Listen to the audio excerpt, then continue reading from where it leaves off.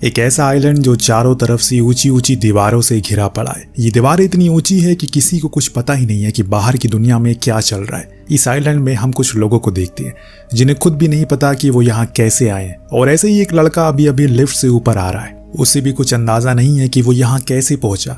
Thomas ने जब अपना होश संभाला तो ऊपर देखा जहाँ पर काफी लड़के उसी की तरफ देखकर हंस रहे। कोई उसका मजाक बना रहा है तो कोई उसकी तरफ ताने मार रहा है। ये कहकर कि देखो एक और बकरा आ गया हलाल होने के लिए। थॉमस ये सब देखकर डर गया और वहां से तेजी से भागना शुरू किया, लेकिन आगे जाकर वो गिर पड़ा और वहां जब अपनी गर्दन घुमाई तो अंदाजा हुआ कि ये जगह कुछ अलग ही किस्म की है। यहाँ तो सिर्फ दीवारें हैं और उन दीवारों के अंदर बसा हुआ एक राज्य है जिसका लीडर है एल्वी। जो उसे मिलता है उसे यहाँ कुछ नए नियम कायदे कानून बताता है। उसका कहना था कि यहाँ पर सबसे पहले वो आया था और आज से 3 साल पहले उसके बाद हर 3 महीने में एक लड़का उसकी लिफ्ट के ऊपर आता है। किसी को कुछ भी याद नहीं है कि उसकी पिछली जिंदगी में क्या हुआ, वो कहाँ से आया, किसने उसे भेजा, कौन है उसके माँ बाप, कुछ भी नहीं। और बस वो इतना जानते होते हैं कि उनका नाम क्या है। यहाँ तकरीबन 120 लड़के रहते हैं जिन्हें हर एक काम दिया गया है जिन्हें वो सालों से करते हुए आ रहे हैं। इतना सब कुछ बोलने के बाद उसने उसे एक खास किस्म की चेतावनी दी, चाहे कुछ भी हो जाए कभी भी उस दीवार उस दरवाजे के अंदर मत जाना, वरना कभी लौट कर तुम नहीं आओगे, क्योंकि वो एक भूल भुलैया है, मौत की भूल भुलैया, जिसके उस तरफ के द्वार को कोई नहीं ढूंढ सका है आज तक। और इतने में उसने देखा कि 2 लड़के उसी गेट के बाहर रह रहे हैं। एल्वी ने बताया कि वो रनर है, उनका काम है हर दिन जाकर भूल भुलैया का नक्शा बनाना, क्योंकि हर रात में सब कुछ बदल जाता है। लेकिन ये काम बेहद खतरनाक है और इसीलिए बहुत ही कम लोग उसे इस्तेमाल करते हैं। इसके बाद थॉमस भूल भुलैया के पास जाकर उसके अंदर झांकने की कोशिश करता है और उतने में एक लड़के ने आकर उसे जोर का धक्का दिया और वो दूर कर दिया। ये हरकत थॉमस को बिल्कुल पसंद नहीं आती, इसीलिए दोनों में बहस होने लगती है। उस समय वो दरवाजा बंद होने लगा, पर एक समय पर हम सुन पाते हैं कि उन दीवारों के अंदर कोई गुर्रा रहा हो, जैसे मानो वो नहीं चाहता कि कभी भी दरवाजा बंद हो।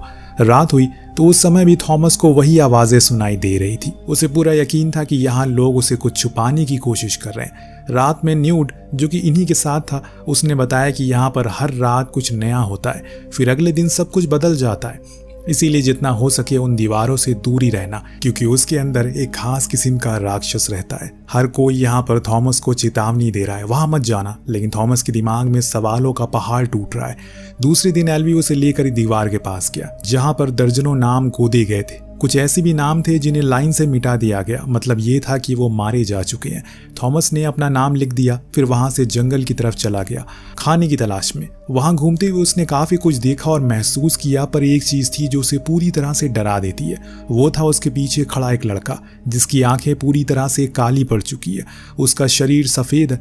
दरअसल उन दोनों रनर्स में से एक था ये। जब उसने थॉमस को देखा तो उसके पीछे किसी भूखे भेड़िया की तरह दौड़ पड़ा। थॉमस भी खुद की जान बचाने के लिए भागता है, चीखें लगाता है ताकि कोई उसकी मदद करे। जब बाकियों ने उसकी चीखें सुनी तो वो उसी तरफ बढ़ने लगे और रनर को पकड़ लिया। जब लड़कों ने उसकी शर्ट हटाई तो पता चला कि वो चोटिल है और उस भूल भुलैया के अंदर उसी राक्षस ने उसे काट लिया है, जिसके कारण वो ऊपर से सारा कंट्रोल खो चुका है। इसके कारण वो बाकियों को भी नुकसान पहुंचाना चाहता है। इसीलिए सभी ने एक कठिन फैसला लिया कि उसे वो उसी भूल भुलैया के अंदर छोड़ देंगे। हालांकि किसी का दिल तो नहीं कह रहा ये करने का, लेकिन सब मजबूर थे, क्योंकि कोई नहीं चाहता उसकी वजह से किसी और की मौत हो। अब सभी ने एक खास किस्म के डंडे से उसे धक्का मारकर अंदर कर दिया और दरवाजा बंद कर दिया।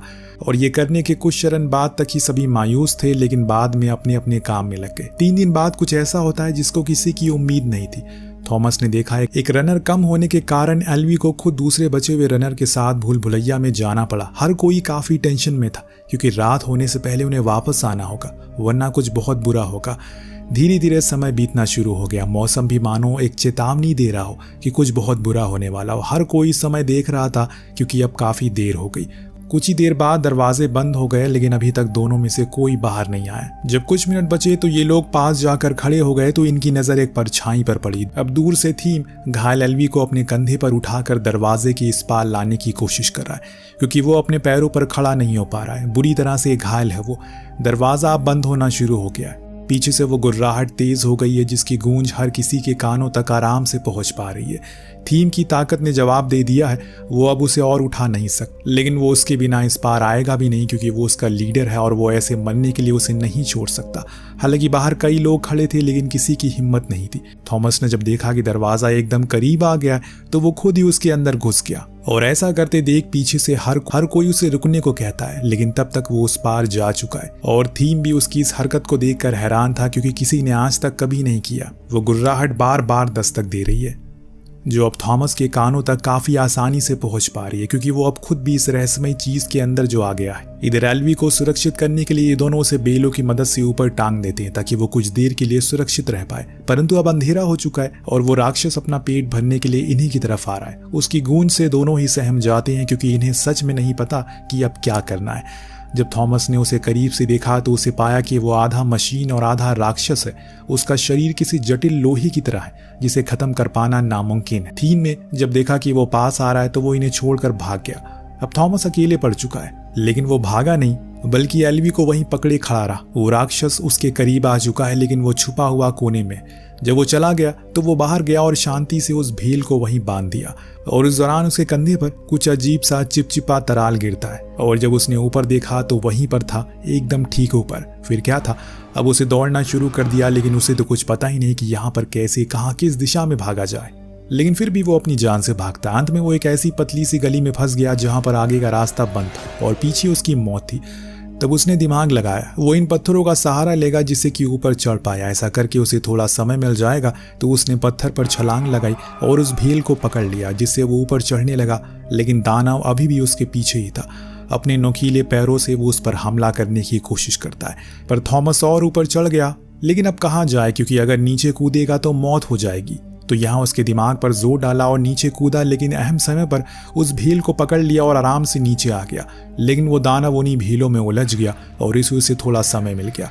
इतने में थीम भी वहां आ गया, जो उसे लेकर एक बंद होती दीवार के पास गया, जहां वो उसे छुटकारा पा सकता है। थीम तो पहले ही भाग गया, लेकिन थॉमस वहीं खड़ा रहा। वो चाहता था कि वो दानव उसके और करीब आए, तब वो भागेगा। ऐसे में उसके ना बचने का चांस और कम हो जाएगा। थोड़ी देर वो रुका और जब वो करीब आया तो उसे अपनी ये चाल चल दी, और ये देखकर थीम भी प्रभावित हुआ। सुबह भूल भुलैया का दरवाजा वापस से खुलता है। हर कोई उसके करीब आकर खड़ा हो गया, इस उम्मीद में कि शायद कोई चमत्कार हो जाए। सबकी आंखें बस एक दिशा में थी, और अगर यकीन हो तो चीजें मुकम्मल भी होती है। यहाँ भी वही थॉमस और थीम घायल एल्वी को लेकर वापस इस पार आ गए थे।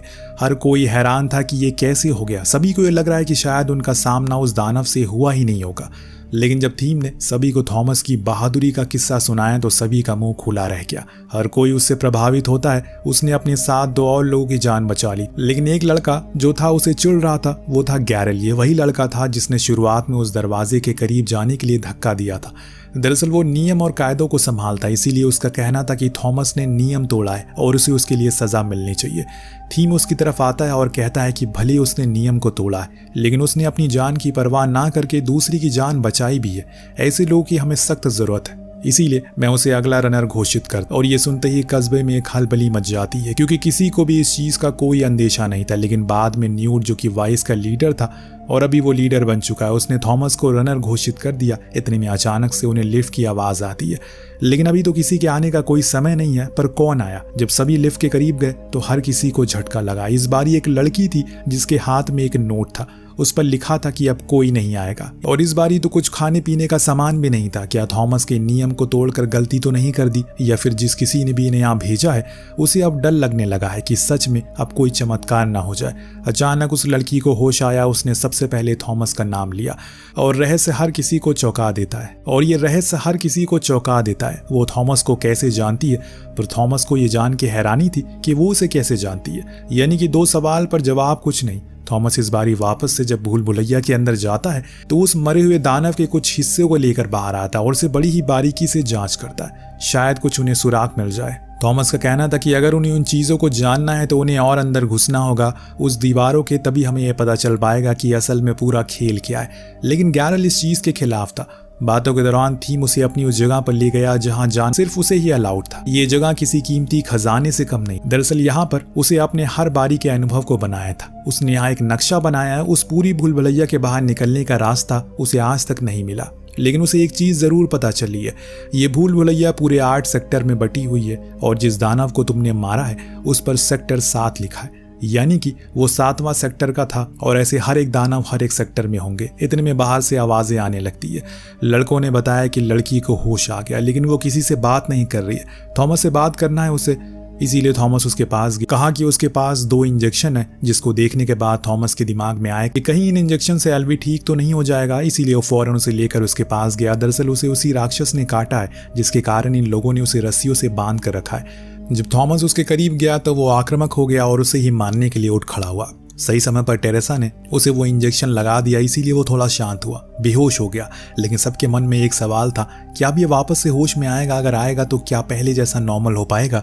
इस चीज में अभी समय था, इसीलिए थीम और थॉमस दोबारा से भूलभुलैया में गए। वो समझ गए अब सिर्फ भागने या फिर बचने से कोई काम नहीं चलेगा, तो उन्हें कुछ नई जगहों को एक्सप्लोर करना होगा ताकि हमें यहाँ से निकलने का रास्ता मिल सके। इसीलिए लोग वहां से आगे भागते हैं और पहुंच गए सेक्टर 7 में। ये वो जगह थी जहाँ आज तक कभी भी थीम नहीं आया। अब हर चीज इन दोनों के लिए यहाँ पर नई थी। यहाँ पर और भी कठिन पहेलियां थी और कुछ खतरनाक ब्लेड भी, जो किसी भी समय बंद हो सकते हैं।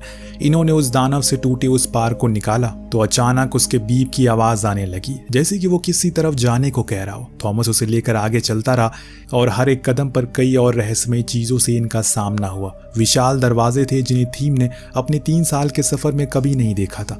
जब ये थोड़ा अंदर गए तो इनके सामने एक और दरवाजा आया, जिसे ओपन करने के लिए वहां एक बटन भी था। डर और उम्मीद के चलते इन्होंने उसे खोल दिया और फिर से अंदर एक सफर तय किया। जब ये अंदर गए तो इन्हें लगा कि शायद यही इनकी आज़ादी का रास्ता है, लेकिन वो गलत था। ये जगह तो फिर से दीवारों से ढक चुकी है। अचानक उसी समय एक बड़े से होल से एक लाल रेजर निकला, जिसे इन दोनों को स्कैन कर लिया और फिर एक तेज बीप की आवाज आने लगी। दोनों को कुछ भी समझ नहीं आ रहा है कि असल में क्या होने वाला है, लेकिन जब ये देखते हैं कि अब सारे दरवाजे बंद हो रहे हैं तो अब इन्हें एक ही चीज करनी है और वो है भागना। थीम आगे भागता है और थॉमस उसके पीछे। पूरा सेक्टर 7 सील हो गया था, जो देखने में बहुत ही भयानक लग रहा था। जब उस दरवाजे के बाहर आए तो वहां जो ब्लेड थे वो भी अब बंद होने शुरू हो गए, जिनके बीच से निकल पाना बहुत मुश्किल है, पर निकलना तो पड़ेगा। दोनों अपनी पूरी जान लगाकर भागते हैं और एक पल को तो थॉमस पीछे रह जाता। अगर वो थोड़ा और देर करेगा तो वहीं उसी दरवाजे में पिस जाएगा, लेकिन उसकी फुर्ती ने उसे बचा लिया और अपनी जान बचाकर दोनों ही बाहर आ गए। ये सफर उनके लिए काफी भयानक था, पर इससे काफी कुछ जानने को मिला। जब ये वापस लौटे तो एल्वी को होश आया, लेकिन ये पहले वाला एल्वी नहीं है, बल्कि ये तो पूरी तरह से बदल चुका है। उसका चेहरे पे मायूसी है और आंखों में शर्म के आंसू हैं। दरअसल उसे सब कुछ याद आ गया है, यानी कि उसका बीता हुआ कल उसे याद आ चुका है। इसीलिए उसने इन सभी से कहा कि कोई भी यहाँ से जिंदा निकल नहीं पाएगा। इतने में बाहर से शोर आया और अब ये लोग बाहर गए तो देखा जितने भी दरवाजे थे सब खुल चुके हैं, यानी कि कुछ बहुत बड़ा होने वाला है। जिस चीज का डर से आज तक ये लोग यहीं पर छुपे थे वही अब होने वाला है। वो सारे राक्षस इन पर हमला बोलते हैं। जो जगह इनके लिए सबसे सुरक्षित थी अब वो नरक बनना शुरू हो गया और वो राक्षस एक एक करके सभी को खत्म करने लगे। किसी को उन्होंने नहीं छोड़ा, हालांकि कुछ तो बच गए, जिसमें से एल्वी भी था, जो कहता है कि हमें अब यहाँ से निकलना होगा, वरना धीरे धीरे करके सब कुछ खत्म हो जाएगा। अगले ही पल वो राक्षस आकर उसे उठा ले गया और वहीं उसके आखिरी शब्द। उसकी इस मौत से सबके सब स्तब्ध रह गए कि अब क्या होगा। कुछ देर में वो सभी लौट गए। गैलर थॉमस को मारना शुरू करता है, क्योंकि जब तक वो नहीं आया तब तक सब कुछ नियम के साथ हो रहा था, लेकिन जब से वो आया है सब कुछ बिगड़ चुका है। उन्होंने सब कुछ खो दिया, यहाँ तक कि अपने लीडर को भी, सिर्फ उसकी वजह से। अब यहाँ थॉमस को भी उसकी बात सही लगने लगी। उसने उस राक्षस का डंग उठाया और अपने अंदर उसे इंजेक्ट कर लिया। सब शॉक हो गए कि उसने ये क्या कर लिया। हालांकि थॉमस को खुद भी नहीं पता कि इसका नतीजा क्या होगा, लेकिन धीरे धीरे कर उसे चीज याद आने लगी। उसने कुछ ऐसा देखा जिससे वो पूरी तरह से हिल गया। दरअसल उसने और टेरेसा ने मिलकर ही इस भूलभुलैया को डिजाइन किया था सालों पहले। इन दोनों का ही हाथ था इस चीज को बनाने में, ताकि वो स्टूडेंट को इसमें डालकर उनके बिहेवियर को पहचान सके। लेकिन धीरे धीरे करके एहसास होने लगा जो कुछ भी वो कर रहे हैं वो गलत है, इसीलिए उन्होंने इसका विरोध किया। लेकिन बदले में उसे वही चीज मिली जो उसने खुद अपने हाथों से बनाई थी। उसे भी यहाँ भेज दिया गया और जब उसे होश आया तो उसने खुद को एक केज में बंद पाया। उसके साथ टेरेसा भी थी। ऊपर खड़े लड़कों से उन्होंने विनती की कि उसे बाहर निकाले, क्योंकि उसे पता था कि यहाँ से कैसे बाहर निकला जा सकता है। उसने इस चीज को बनाया है, परंतु गैरल अब नया लीडर बन चुका है। उसने सारे नियम बदल दिए, जिसके कारण सभी इन दोनों को ही बलि के तौर पर उन दानवों के हवाले कर देते हैं, ताकि ये सब कुछ फिर से पहले जैसा हो जाए। लेकिन सही समय पर आकर थॉमस ने गैरल से दूरी बना ली। कुछ और लोग भी थी उनके साथ, लेकिन अभी गैरल की तरफ संख्या ज्यादा थी। लेकिन जब थॉमस ने कहा कि उसे पता है कि यहाँ से कैसे बाहर जाया जाए, तो बाकी के कुछ लड़के भी उसके साथ आए। अब गैरल के साथ वो और खुद वहीं हमेशा के लिए रुक गए। इधर थीम, थॉमस, टेरेस, जैक जैसे ही सारे लोग अब सेक्टर 7 की तरफ बढ़ने लगते हैं। बीच रास्ते में थॉमस ने उन्हें बताया कैसे कैसे किस मोड़ पर उन्हें खतरे का सामना करना पड़ेगा, क्योंकि उसे सब कुछ याद आ चुका है। जब ये एक दूसरे सेक्टर में पहुंचे तो वहां एक और खतरनाक दानव इनका इंतजार कर रहा था, जो किसी मकड़ी की तरह था। उसके शरीर का ऊपरी हिस्सा तो मांस का था, लेकिन पैर उसके स्टील के थे, जिन कारणों से वो और ज्यादा ताकतवर बन गया। लेकिन इन्हें तो लड़ना पड़ेगा, वरना ये वहीं मारे जाएंगे। सभी एक साथ उस पर धावा बोलते हैं। अब यहाँ जैक के पास इस जगह से बाहर निकलने की चाबी थी, और जब उसने दरवाजे पर लगाया तो वो खुल गया। एक और स्टेप ये आगे बढ़ गए। इन्हें अब सच में लगने लगा है कि वो जल्दी ही बाहर निकल जाएंगे, लेकिन समय से पहले जीत की खुशी मनाना हानिकारक होती है। सभी को पता था कि अगर वो कुछ और देर टिक गए तो इसके सामने वो जिंदा निकल जाएंगे, पर यह करना इतना भी आसान नहीं था। वो इन पर भारी पड़ रहा है। इसीलिए एक लड़की ने जान की बाजी लगाई और पूरी जान से उसके पैर पर अपना भाला घुसा दिया, जिससे उसे दर्द हुआ, पर वो गुस्से में आ गया और उसने उस लड़के को उठाकर ऊपर फेंक दिया। पीछे से कुछ और दानव भी बाहर निकलना शुरू हो गए, इसीलिए उन्हें जल्दी से कुछ करना होगा। इतनी में अचानक से वो दरवाजा खुल गया। अब इनके सामने एक ऐसा दृश्य आता है जो अभी तक सिर्फ सभी ने सपनों में देखा था। ऐसा कुछ हो सकता है। दरअसल ये लोग भूल भुलैया के अंदरूनी हिस्से में आ गए थे। सिर्फ थॉमस ही था जिसे सब कुछ याद है, और बाकियों के लिए ये जगह किसी दूसरी दुनिया की तरह लग रही है। ये साफ टनल, ज्यादा लाइट, ये सब देखकर हर कोई दंग था। लेकिन अभी इन चीजों को देखने का समय नहीं है। टनल से होते हुए ये आगे बढ़े तो इनके सामने एक और दरवाजा आया, जिसे देखकर थॉमस समझ गया कि ये वही दरवाजा है जो इन्हें इनके सवालों तक लेकर जाएगा। जब उसे खोला तो अंदर का मंजर देखकर इनका गला सूख गया। लोगों की लाशें, मरे हुए लोगों पर एक्सपेरिमेंट, कुछ एडवांस कंप्यूटर जिसमें इस भूल भुलैया का नक्शा था, कुछ ऐसी बटन जिसे कि गेट को खोला और बंद किया जाता है। एक डिवाइस पर जब थॉमस ने अपनी फिंगरप्रिंट लगाई तो एक वीडियो प्ले हुआ। एक लेडी साइंटिस्ट जो इस चीज की चीफ थी, उसने बताया कि पूरी दुनिया में ऐसा वायरस फैल गया है जो लोगों को इंसान से जानवर बना रहा है। लेकिन कुछ ऐसा जवान लोग भी थे जिन पर यह चीज असर नहीं कर रही थी, जिन्हें बचाना उनके लिए सबसे बड़ा मिशन था। इसीलिए उन्होंने उन सभी को यहाँ लाकर बंद कर दिया ताकि वो इस दुनिया से बचे रहे, क्योंकि यहाँ से बाहर की दुनिया इससे भी ज्यादा भयानक और खतरनाक है। जब इन लोगों ने विजुअल को देखा तो इन्हें समझ में आया कि वो सही कह रही है। इतने में अचानक से एक और गेट खुला और जो चीज सामने आई उसे हर कोई हैरान था। ये गैलर था जिसके हाथ में बंदूक थी। वो अब ठीक हो गया है और ये समझ में आता है कि अगर कोई उन दानवों पर हमला से बच जाए तो उसकी यादें वापस आ सकती है, और गैलर के साथ भी वही हुआ।